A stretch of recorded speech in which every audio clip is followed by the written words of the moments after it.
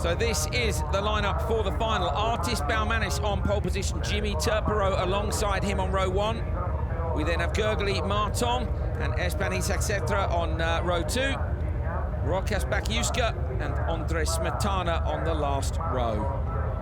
Saw some great racing in the semi-finals. My name's Andrew Coley. Joining me on commentary is renowned rallycross journalist Hal Ridge, who of course competed in European Super 1600 himself. Looking forward to his thoughts on this, but let's get them off the line first of all. So Baumanis was second in the championship last year. He would very much like to lift the title this year. His rival Szabo isn't competing this season in Super 1600. It's a great start by Baumanis. Everybody in the background darting around trying to find that inside line. Baumanis, though, holds it ahead of Turpero on the way out the hill. Turpero still up the inside. It's a great run by him, but Baumanis is going to get the line onto the gravel and into the right-hander. He holds first with Turpero in second. Hal? I don't think Artist got the best getaway there. A little on a wheel spin initially, but because he held the inside line, he was able to cleanly hold the position into the first corner. Yeah, nice. And the first corner here has completely changed things in terms of Joker lap tactics. So we see into the Joker lap on the first time round Smetana. But previously, certainly during qualifying, they didn't want a Joker on the last lap because they lost time on this long run. But yeah, now they can Joker whenever they want, including, of course, on the last lap. So Baumanis, brilliant performance last year. Baumanis had a win and 2 third places. For me, Hal, he's pretty much a clear title favourite with Szabo gone, but he hasn't had it all his own way. He hasn't, no. Last year he was unlucky. He had a few small errors from himself that cost him the title, arguably, or cost him the chance to fight for it. Interestingly, Szabo's here this weekend to help all of the Bolland Racing guys, so he's still contributing, and I'm sure that'll help Artist this weekend. I've seen Szabo actually this weekend as well. I know he's trying hard, isn't he, to get the budget together to do something maybe in a supercar, and we'd love to see him step up. Obviously a big difference between them. Good to see the C2 still on the pace as well. You know, Rallycross in France is really, really strong, and Turpero, one of those front-running Super 1600 drivers. Absolutely, yeah, he is a front-runner, and it's interesting that a privateer, effectively, I know they're not works teams or manufacturer teams in Super 1600, but Bolland Racing, along with Set Promotion, are the 2 top teams in this class. And the fact that he's able to live with 2 of the top drivers there is credit to him. And Bolland this year running more cars than he's run in the past. Yeah, 5 Fabias they've got this time. He only has 6 of this Fabia, and he's got 5 of them here this weekend. He debuted this concept in 2009, I think, at Estering himself driving, and he won. They're trying to bring in a new Audi A1. They didn't want to bring it in for this weekend. They had entered for the season, but they haven't brought it in for this weekend. Partially because it's not totally ready, and partially because there's a new homologated software, a homologated control ECU for the Super 1600 drivers this year, and that's been difficult for the teams to get on top of, I think, and he gave his drivers the option. Do we want to go with an unknown car and an unknown electronics package, or do we go with the existing car and go from there? And looking at it at the minute, you know, it was the right decision with Baumanis out front, as in the background, Saxetra has jokered as well. So how the control ECU, we've had this in World RX, of course, already, and it allows basically the FIA to check that there's nothing untoward on the systems, and I think that's even more important in Super 1600. I mean, there's always been an argument about traction control or not, but in World RX, it's a homologated software, so you've still got quite a few options, whereas here it's a control ECU. There's only one you can use, and it's like it or not, but you've got to get used to it. Right, okay, and that means, again, the arguments over who has or has not, if anyone ever has, because it's always been not allowed, traction control is now gone, so that's absolutely fantastic. And this is our biggest support category, massively oversubscribed this weekend. Baumanis still leading for Turpero. None of these guys taking a chance on strategy, Hal, because the front 4 here are really close together. Looking at the gaps back, it looks to me like the front 4 are just slightly clear of the others in terms of pace. We've seen some really interesting first corner decisions, in my opinion, this weekend. People taking ridiculous lunges that don't need to be made.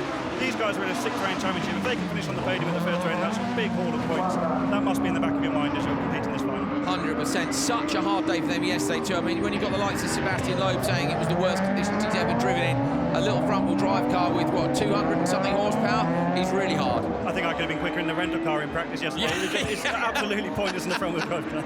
We don't need your 6th car, Rob Follen. We're going to take out the rental car. No, fair point. It was really, really, really hard work. Okay, 5 of 6. I think we're going to see these guys all head into the Joker lap together at this rate.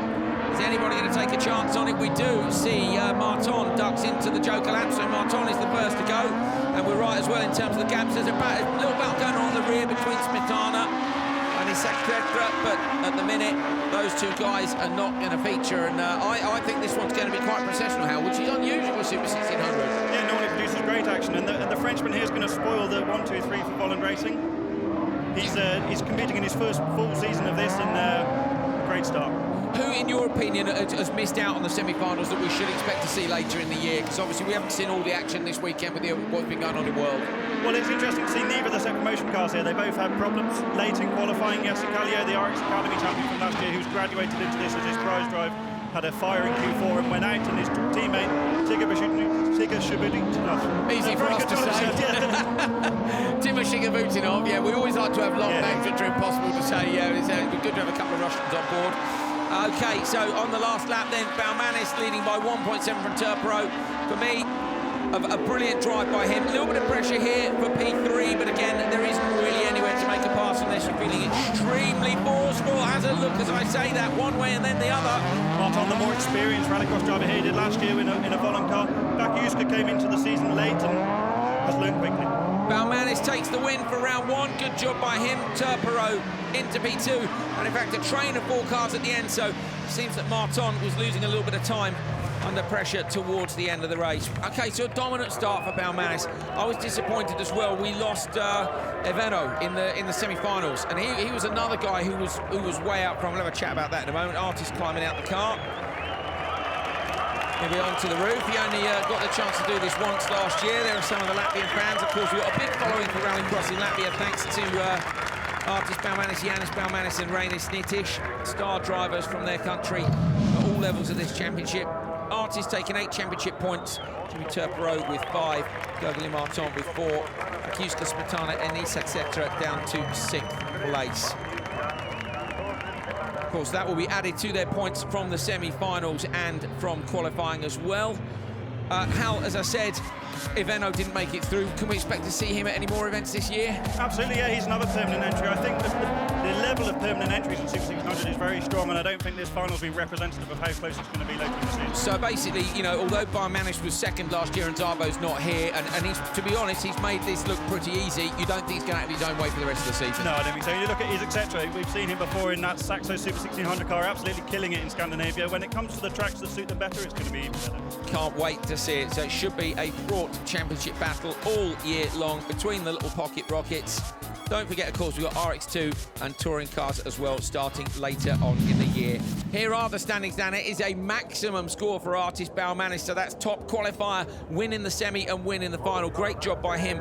Martin and Turpero are equal on 24 points apiece. Look down in P6, as I say, that was my tip from the other semi-final, Maximilian Eveno. He's a little way off the back of Balmanis, but he would have been on the pace of some of those other guys in the final. So stick with us. It's going to be a fantastic championship. Hal Ridge, thank you very much for your time. Nuriev, Smetana down at the bottom, and of course we had a full grid here, 25 cars with 5 people on the reserve list as well.